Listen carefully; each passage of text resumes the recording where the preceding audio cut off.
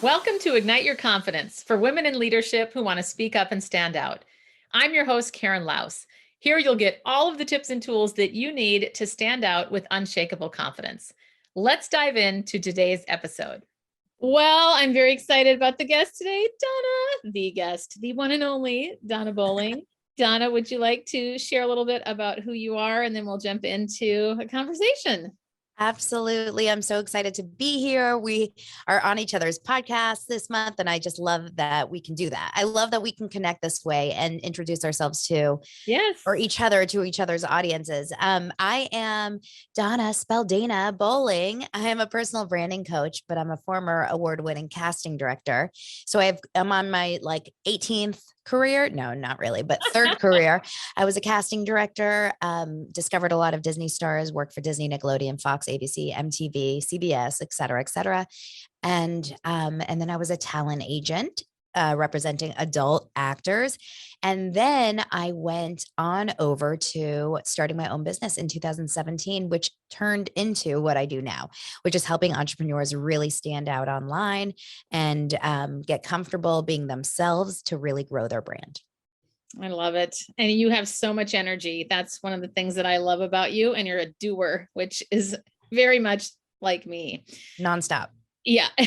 And I'd want to talk about something that you've been sharing online very openly about the breathing, slowing down. And I'm wondering how that is going for you. Okay. So it's January 13th as we record this. I took a few weeks kind of off work at the end of December just because why not? Right. Everyone was, and I was just not mentally in my work mode. I went to Mexico for 8 days and then came back and we had a week off. COVID was spreading like crazy in Los Angeles. So we really were hermits, right? We stayed home. We really didn't do anything. And I had nothing going on. Like I had nothing to do. Right. And there was only so much organizing you can do in your home. Yes. And so I finally started to really sit with the idea of chilling, of like relaxing. And as an Enneagram 3 and as a massive, like you said, doer, it was really hard for me. It was really, really hard for me because I started to realize my idea of self-care is by doing.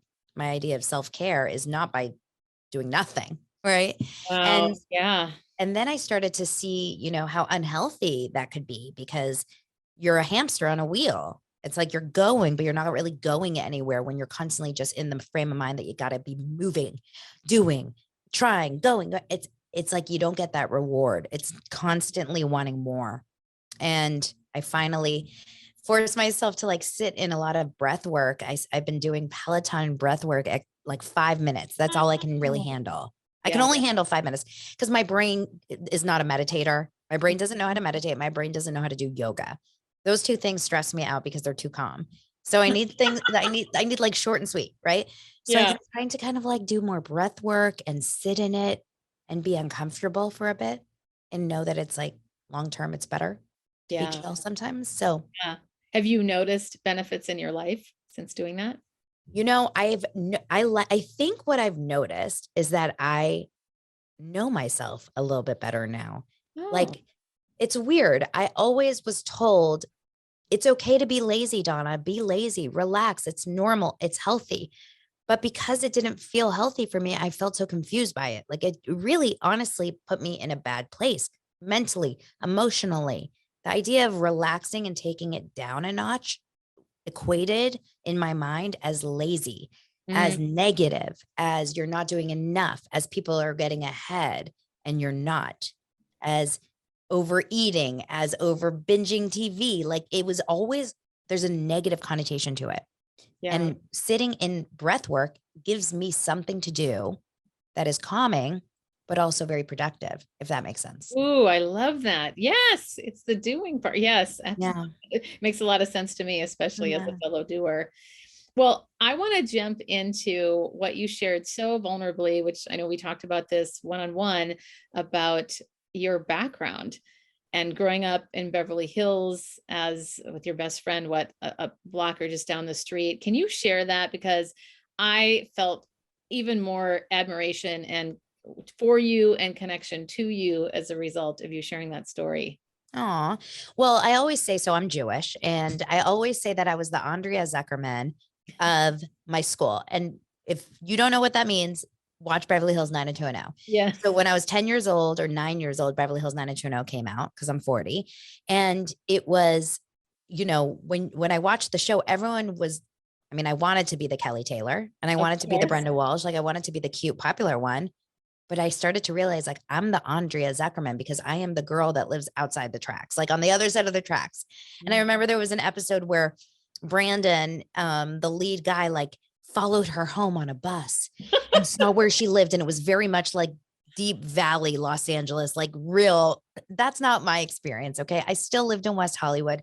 In fact, the house that I lived in growing up ended up getting torn down, but then ended up getting rebuilt and sold for $2 million a few years ago. So it's not like I lived in, you know, complete poverty, but I went to school in Beverly Hills with incredibly rich people. Okay. I went to school with celebrity children, fashion designer kids, all the people that lived in these, like, at that time in the 80s, millions and millions of dollar houses, which was mansions. And I lived in a probably 1,200 square foot, $300 a month rental with my mom and my sister. My mom was going through an awful divorce with my father, and we didn't have money. And when it rained, the ceiling would literally, the drywall would break and fall onto my head. Like we had trash cans thank God it didn't rain that much in Los Angeles, but we had trash cans like in our living room during rainy season because it would just be a normal part of the day. It was awful. Right. And I always grew up feeling less than. I always grew up feeling like I wasn't going to have as much as I didn't have as much as others. And I grew up with envy, like massive amounts of envy. Whereas my sister had the exact same, childhood as me. She was 2 years older than me. She never grew up that way. She just was like, okay, it is what it is. She never struggled with it. She was never embarrassed. Oh, I would yeah. tell my mom to drop me off a block away because I didn't want anyone to see her car. Like I really struggled with that. It was just in my DNA. And those kinds of, feelings really stuck with me as I've gone through my career. Even now at 40 years old, I still struggle. Sometimes those feelings come back of feeling less than, of feeling like I don't have enough. People will know. People are going to see it. People are, you know what I mean? Thank you for being so vulnerable and honest, because we can all connect with that feeling of not being good enough at times. Yeah. What I love is, what did that compel you to do then in your life? Oh my gosh. Well, I think what happened was from a very young age, I always knew I wanted something big, right? Like I didn't know what, but I was not ever going to be the person that was probably going to be okay just getting a regular 9 to 5 job, right? I always knew I needed, like, when you're a kid, you kind of see yourself around 7 years old, 8 years old, you see yourself like what you want to do when you grow up. I was never, not even doctor, lawyer, never. I was an on-air personality. Like that's what I wanted to be. But I wanted to be Barbara Walters. Oh I my didn't want to be, gosh. yeah, like I just wanted to interview people. That was a real big Yeah. goal of mine. Connect with people on TV and interview them. And I have videos of me, like VHSs of me doing the Donna Diamond show. It was a big hit. I had a theme song, and we're back with Good Morning Donna and Donna Diamond. It was like a whole thing. Then I know. And then I had I would like take my little recorder, my tape recorder, and I would interview people. I just loved talking to people, but I didn't really know what that meant. I just knew that when I went to college, I was all of a sudden in a position where I said, I'm not gonna, go the route that everyone else goes, which is just like go find a job, get a promotion, go, go, go, go, go. I was like, I need something bigger. But I also was obsessed with TV. I was obsessed with TV. I grew up watching TV. I only could do my homework if the TV was on. Like it was a Oh, thing. wow. I know. And I see my 6 year old being the same way. Like he knows all the actors' names, the 6 year old, he knows everyone's character names. He knows what shows they've been in before. And I'm like, that's me. It's scary. But I became obsessed with TV. And in fact, when I was in 7th grade for my birthday, all I wanted to do was see a Full House taping. And that's why this whole like Bob Saget thing has killed me. It's Oh, been so yeah. sad. I But know. but I grew up watching TV and I knew I wanted to work in the industry. So I just didn't, can I be 100% honest? I Yeah. just stopped from a very early age. Right after college, I stopped caring Mhm. about the no and I just tried to get the job. And so my first job was an intern for a casting director. And then I moved up the ranks pretty fast there. There was nothing holding me back. The best feeling for me was getting the job. So I was like, I was searching for that dopamine, right? Like because with casting, it's freelance, just like it is now for us, right? So it's closing the deal. Oh, that felt so good, right? Like all I wanted was to get another show, get another job. Yeah. Yeah. Oh, that's so great. Mhm. Well, what I love too is that you shared in your post about that it caused you, that envy or jealousy just caused you to want to work your butt off. Yeah. And that it's a motivator for anybody else. So anybody that's listening to look at that and go, what is that a sign of?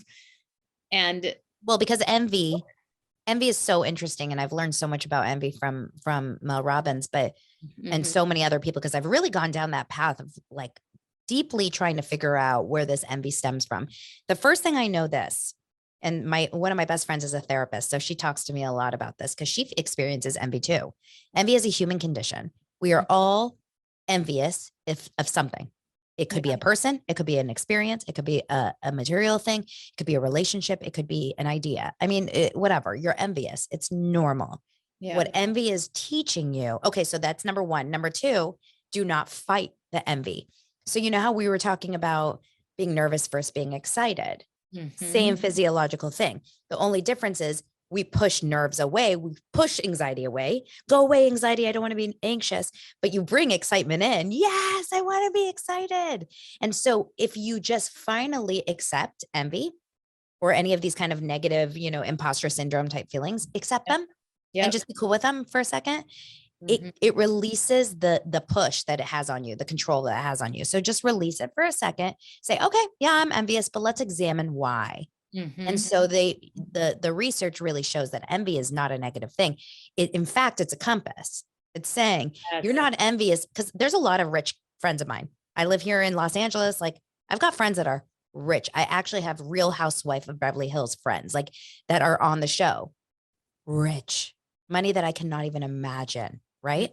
But I'm not envious of them. What I'm envious of is a person maybe that has maybe less money than those people, but lives a certain kind of a lifestyle, has a certain kind of a job, maybe is able to give their kids a certain kind of experience. Those kinds of things give me envy rather than the money. Right. Well, it's so good. I love what you said about the compass, because that is so true. And it's really looking at, I mean, that my whole goal is to help women be free. And if we can be free of these things that get in our way, but get motivated to move toward the thing that we want, then we can create that life that really does give us great joy and fulfillment. So I'd love to pivot for a moment and talk about, since my show is a lot on, of course, ignite your confidence. When was a time I have two questions, but let's start with part one. Okay.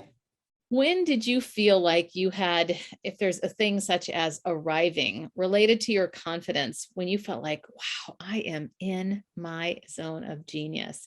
Is there a moment that you could drop us into that you felt that way? Yeah. I mean, I can think of like a few different off the top of my head from different experiences. I remember, I'm going to use Clubhouse. Okay. Yeah. When I joined Clubhouse, which is how you and I met, when I joined Clubhouse in January, or I mean, technically the first time I spoke was exactly a year ago, right? January 4th of 2021. I was a nervous butterfly, right? Like I really had anxiety about raising my hand and getting up on that stage. And I think most people did. It's a new app. It's new people. These faces are just staring at you, but they're not moving. So like, you don't know what they think. You don't know what they're feeling. You don't know if they're laughing at you. Like you imagine the worst, right? Of course. Here's what happened when I started speaking on Clubhouse.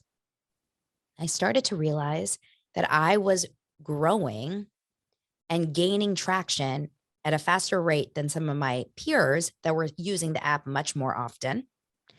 I was receiving a lot more, DMs or conversations saying what you said really resonated with me.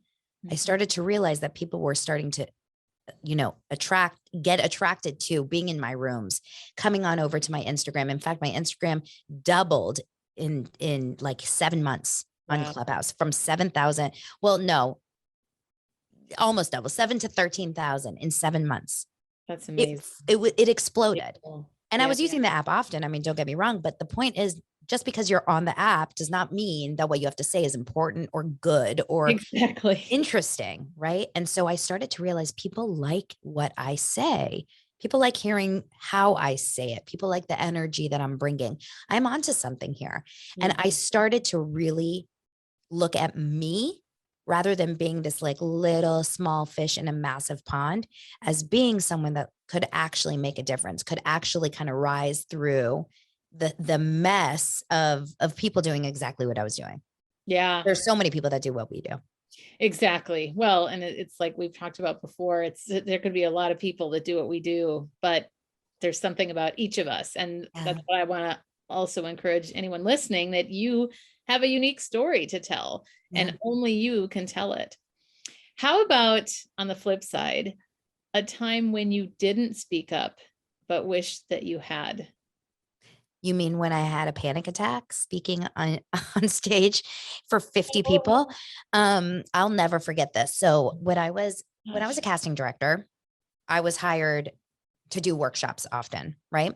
So smaller workshops, most of them would be, helping the kids because I cast so many kids shows. So a lot of them would be, giving the kids a scene and then having them work on it with me. And I would give them notes, do it this way, timing, energy, et cetera, et cetera. And then a lot of the workshops would also have the parents come in where they would be able to ask me questions about the industry, how to get further along, just like the do's and don'ts of the business of acting.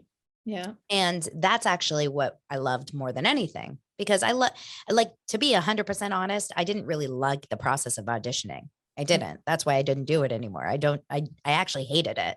I Oh, like the process of helping people understand how to further themselves. I like the process of confidence coaching. I like the bigger picture of it rather than read the same lines over and over. Okay. So anyway, I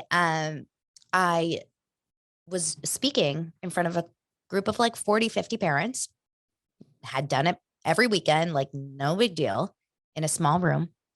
And I had a panic attack. Now, this was not my first panic attack. I have definitely struggled with anxiety and panic, on and off since 19 years old. But this was the first time that it hit me so hard in a position where I didn't have an exit strategy. And when you're talking in front of people, you can't just, I mean, I guess you can just say like, gotta go. out. But that's like worst case scenario. Like for me, my anxiety stems from a place of, so for anyone that's listening, if you guys have anxiety getting up on stages, my anxiety stems from a place of I'm going to pass out or I'm going to throw up or I'm going to forget everything and I'm going to run away. Right. All three things have never happened. I've never once passed out and I've never once thrown up on stage. I have never, ever ran. I mean, it's like I made up these potential ideas as if they've happened before. They've never happened. But I remember in this one moment, I literally thought this was going to be the one that was going to take me down. And I went to the woman who was facilitating and I was like, can you open that door? Like I needed air. I started to really go down a bad path, but I was fine. And I ended up making it through. The fear of that happening again kept me quiet for 2 years. Wow. I said, no, this was back in 2000. I want to say 2000 and like 8, 9, like I was younger. I mean, I was definitely younger, but I was doing, yeah, it was right around that. It was before I was a mom, before I got married. But I was at the prime of my career. I was 28 years old. Okay. So let me just tell you something. When I was 26, I got my first show. I was the youngest casting director ever on a TV show. Wow. So at 28, like I was at the prime of my business. I could have really taken it and ran. And I said no to everything because of the fear of what could potentially happen. And I'm bummed that I did that, but I needed to. I didn't have the tools at the time. Sure. What compelled you then to, or when did you start your business? Like what gave you then the courage? So if that was 2 years, then what next? Then I do remember starting to work on the anxiety, and as anxiety works, it comes and goes, and it kind of like dissipated. It wasn't as strong, although I still get nervous in front of a crowd at the very beginning. Like I don't know if that will ever go away where I'm like having the, the heart race, like shaky hands. Maybe that will go away eventually, but it's definitely still there. But I started my business for two reasons. A, I was miserable doing what I was doing before, miserable, and I didn't want to go back to it because freelance, you have these breaks. I didn't want to go back to it.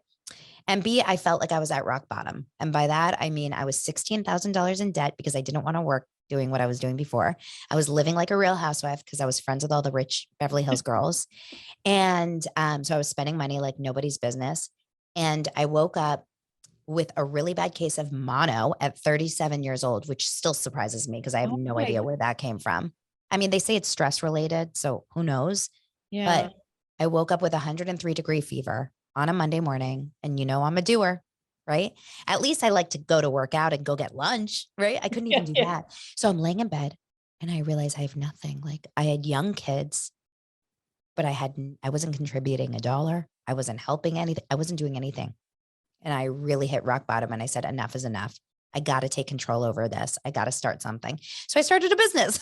Wow. At 103-degree fever, I created a website on a server called strikingly.com. I don't even know if that's there. It was $12. I'll remember it like yesterday. I bought a $30 course of Gary Vaynerchuk from some random website that talked about starting business. And I went on Facebook and I announced it. I don't even really use Facebook anymore, but I went on Facebook and I said, hi, friends. I'm going to start. I have my new business, Donna Bowling Coaching, audition coaching. So that's how I started my business. I started helping actors, get jobs. That's amazing. It was delirious. I don't know what I was thinking. I didn't think through it. But guess what, Karen? I got a client that day. That first day, I got $150 client for 1 hour. She hired me for 1 hour to give her some career advice. Yeah. Oh my And I was God. like, ooh, I'm off to the races. Wow. Well, there's so much more I want to ask you, but we have a time limit, of course. I know. What would you say is the best advice you would give to someone who doesn't feel confident, particularly in your wheelhouse of showing up online? What would you say? So confidence is not something that everyone is born with. I do think some people are, but I do think it is a skill that you can learn. And the more you do things and get positive feedback, the less it scrapes away, the more it scrapes away at that imposter syndrome and builds up that confidence. So like we all need to do it at least once to see how we feel about it. I think so many people stick in that stuck land, right? I always think about that. They always get stuck because they're scared to start. And when they're scared to start, of course, you're not going to see any positive wins from doing it. You just imagine the worst. It's like me not doing any of those gigs. I just imagined the worst. And then, of course, I wasn't getting any jobs. I wasn't making money. I wasn't, growing my business because I was too scared.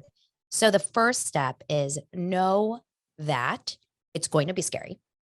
Okay. We're talking about showing up online specifically. It's going to be scary. Yeah. Number two, understand that not everyone's going to want to see what you put out there. So you may not get the reaction that you want. You may get unfollows. You may even get some negative DMs from family and friends that are like confused why you're doing this all of a sudden. But we're going to try to block, Aunt Sally out of our brains. Okay. Yes. And we're going to keep on going. And number three, you got to be really, really confident about what you're talking about. You don't have to be so necessarily confident in your delivery yet. But if you don't even know what you're talking about, or if you don't even like what you're talking about, it's never going to be easy. Right. So the passion is what gets you. Like, I feel like some of the best speakers are ones that just have a way that you can tell that they freaking love what they do. Yes. They love what they're talking about. And that is contagious. People want that. It's okay if you mess up words. It's okay if you're shaking and your voice shakes. If you say, it's okay if you look bad or your house is messy. That doesn't matter. People will still follow along as long as they know and they feel that you love what you do. And that's you. You just described yourself. So true. Well, Donna, where can we find you? What are you offering? How can we promote you? Okay. So I have a really exciting boot camp coming up this month. It's called Amp Up Your Personal Brand. And that starts next week. because this is, yes, it starts next week. And that's still open for registration. So jump into my DMs. I'm at This Is Donna Bowling. But my Amp Up Your Personal Brand, and basically what I coach on is helping you really get that star factor. Because here's the last thing I'm going to say. Whatever it is that we do online, we're not the only ones that do it. Mm-hmm. Whatever it is that we talk about on stage or are in our real lives, like, we're not the only ones. There's no way in a million years, but you're the only one that does it like you.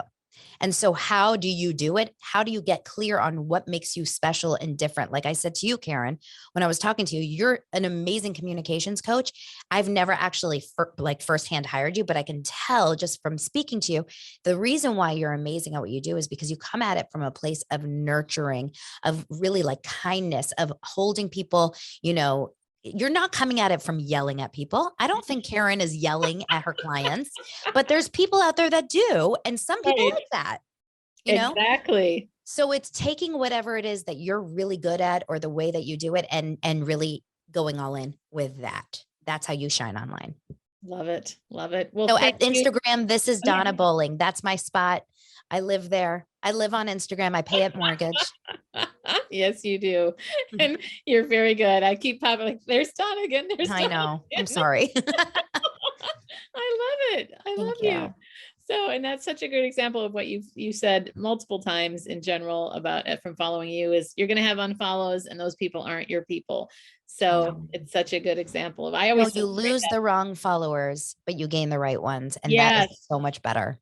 Exactly. I'm a big celebrator of when people unfollow because I say, yay, that means I have more space for the people who want to be in my world.